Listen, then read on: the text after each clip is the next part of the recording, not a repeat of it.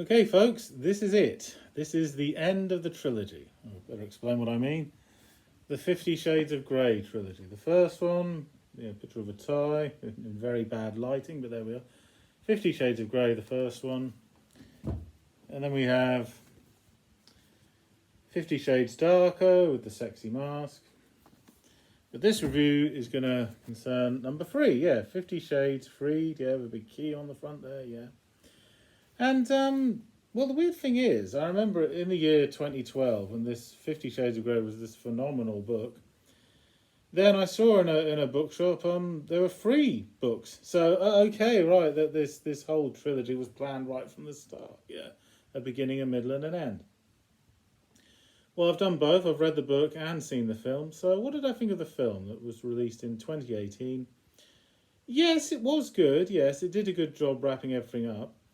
One of my complaints was they missed so much out, so much stuff that doesn't happen in the book. Like I was watching the film in the cinema, and then suddenly, what, we're all the way to this bit now. All of a sudden, what happened? Why did we miss that bit out? Yeah, because I knew, because I'd read the book. Yes, the first film I'd read the book, then saw the film. The second film I hadn't seen the film. I saw the film first, then read the book. This one I read the book very quickly. They are quite easy to read. Yes, you can get through them very quickly. Yeah, and okay, another little nitpick, if you like, about the trilogy in general. In all 3 films, at no point does Anastasia ever write in her diary about her inner goddess, or she doesn't say "geez" as much as she does in and yes, some other rude things that I don't think I'm allowed to say that are a running thing that she says in the books, but we don't say them at all. Not one of her witty quips, one-liners. Yeah.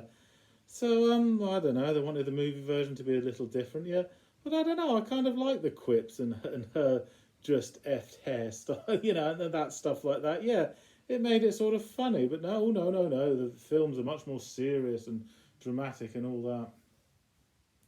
Anyway, okay, there's going to be spoilers in here, as you probably gathered. This is wrapping up the trilogy. And the key there, I think it represents, because at the end of the second film, yes, there's a proposal of marriage, and Anastasia says yes to Kristen. She wants to marry him, and they have that key because the key to the new house that we're going to live in. So that's symbolic, the key, And it's called 50 Shades Freed. What do you use to get someone free? You unlock the door. So there we are, And okay, so in the film, the opening scene, yes, they've already gotten married, okay. That was quick. I thought that was going to be the climax at the end of the story, that they get married, And, okay, I suppose I better say this nitpick. I thought this was going to happen when I found out there was a trilogy. Anastasia leaves Christian Grey at the end of the first book, right? So I thought she was going to have lots of other lovers, over the course of about 4 or 5 years, and then eventually go back to Christian and decide he's best for her, But no, that doesn't happen. She doesn't have any other boyfriends at all. Oh, she has men that try their luck, but not actual boyfriends. So in other words, in the book, because she's the narrator of all the books, and she says how Christian Grey is the best sex she's ever had in her life, ever, how would she know? How would she know? She has nothing to compare him to. She hasn't had anyone else. Well, that's one way of looking at it, but then the other way is you can say, well, she has wits enough to know that she enjoys it a lot, but I don't know. For all she knows, there could be another man that's 10 times better in bed than Christian Grey, but okay, there we are. Okay, the film. In the film, yes, they've gotten married and they have a really expensive honeymoon, yes, go all out on the budget, And there's a bit where they're in a country with very hot climates, and Anastasia is one of many women that are sunbathing topless. And Christian Grey objects. He says, no, cover your boobs up at once, put your top back on. And Anastasia is like, well, who is there to embarrass? All these other women here are topless. There's boobs everywhere. It's boob city. How am I embarrassing anyone? How is it inappropriate? But Christian Grey, he orders her to put her top back on. Nobody can look at your body but me. One slight problem. If she doesn't sunbathe topless, then her boobs, she can have white boobies. The colour won't coordinate with the rest of her body. Christian Grey wants her body to be so perfect. Well, why does he want her to not sunbathe topless? Well, because he doesn't think that far ahead. He doesn't think past being a control freak, And then later in the story... Oh, no, wait, before the next holiday thing. It's like a car chase, a car chasing Anastasia and Kristen in their car. Oh, and it happens in the daytime. I'm pretty sure it happens at night time. At least that's how I remember it happening in the book. But anyway, it happens daytime in the film. And then when they get to the house, Jack Hyde has been breaking and entering. Oh yes, I worked out why he's called Jack Hyde. Because he can snap at any time. He can be perfectly nice, but then suddenly something triggers it off and he goes psycho, behaves like a nutcase. Yeah, very unpredictable behaviour. Like Dr. Jekyll and Mr. Hyde. Yes, that's symbolic that he's called Jack Hyde. And is Jack Hyde, is that the same actor that played Flash Gordon in 2007, the TV version? Well, anyway, he looks like him. Well, if he was Flash Gordon, he's fallen from grace. Yes, he's the big villain of the piece here, yeah. And, yes, Anastasia calls the police. They come in very quickly. They don't have anything to restrain him with. Why wouldn't they have anything to restrain him with? They're the police. But anyway. And Anastasia says, I've got something to restrain him with. Oh, really? What? And she pauses for a moment because she's embarrassed. In the bedroom, we've got some handcuffs. Yeah, okay. And yes, that made the audience giggle, yeah. And then that's the last we see of Jack Hyde, well, for now. And then later, they're on holiday in Aspen, being incredibly rich, they can afford that. Oh yeah, and there's a bit when a man doesn't try his luck, but sort of dances a bit of Anastasia, and Christian forbids that. That doesn't happen in the film, no. And then they have sex in the jets, Mile High Club and all that. No, that happens in the book, but not in the film. Well, they sort of imply the sex. We don't actually get to see it.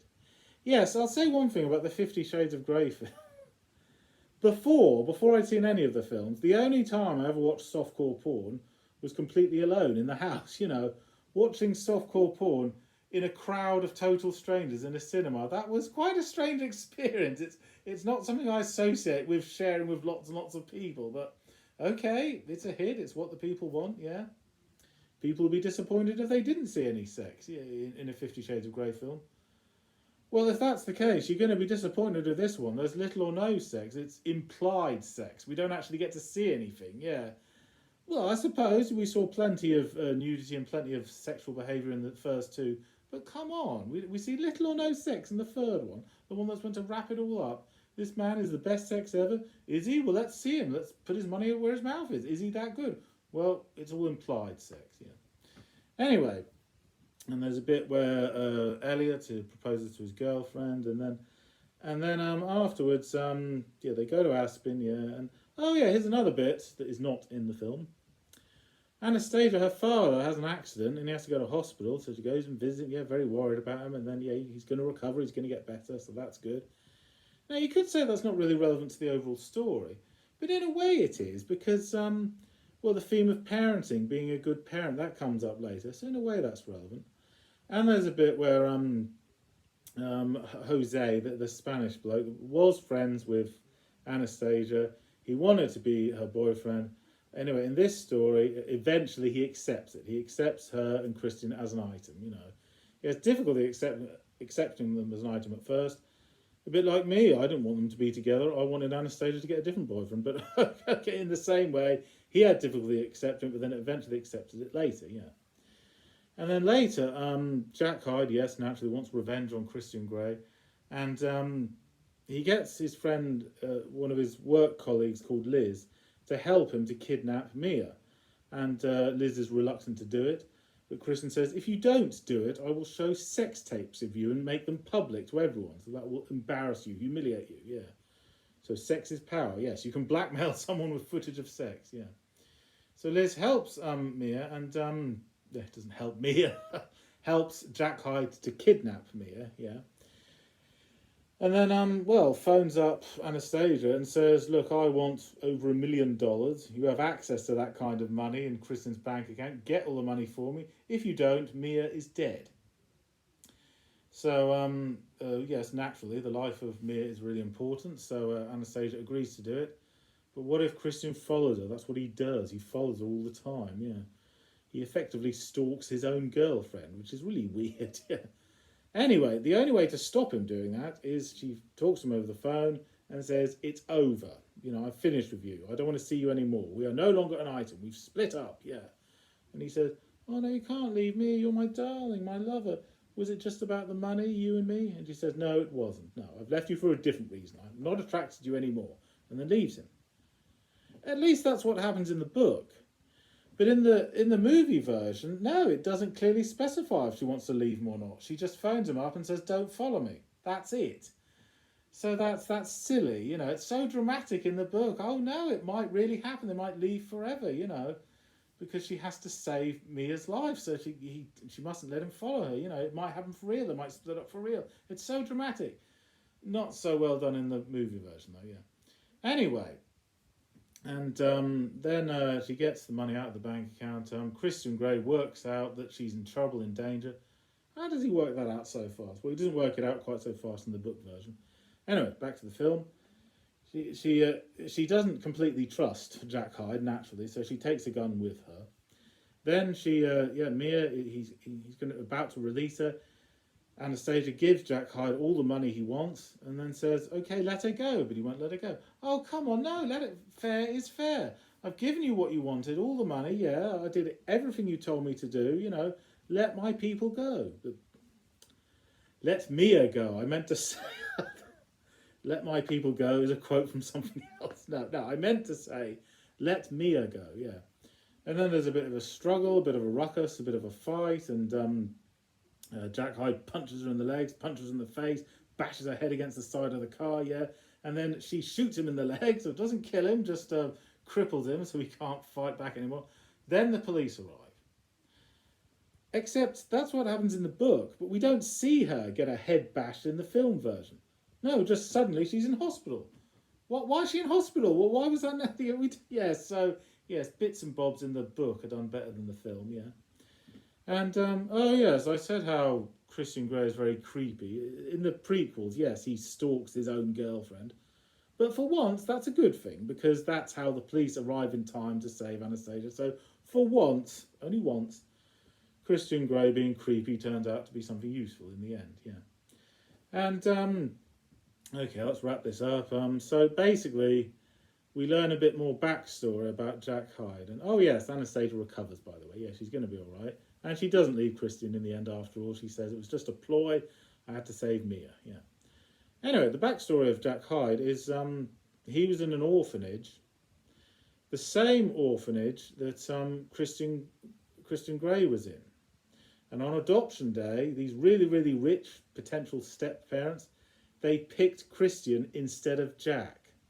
So that's why he's so bitter and jealous and angry. Yeah, I could have become a multi-billionaire just like you, and I could have got women as glamorous as Anastasia, you know, all those wonderful opportunities I didn't have because you got the rich parents and not me. That's not fair. Yeah, very angry and bitter.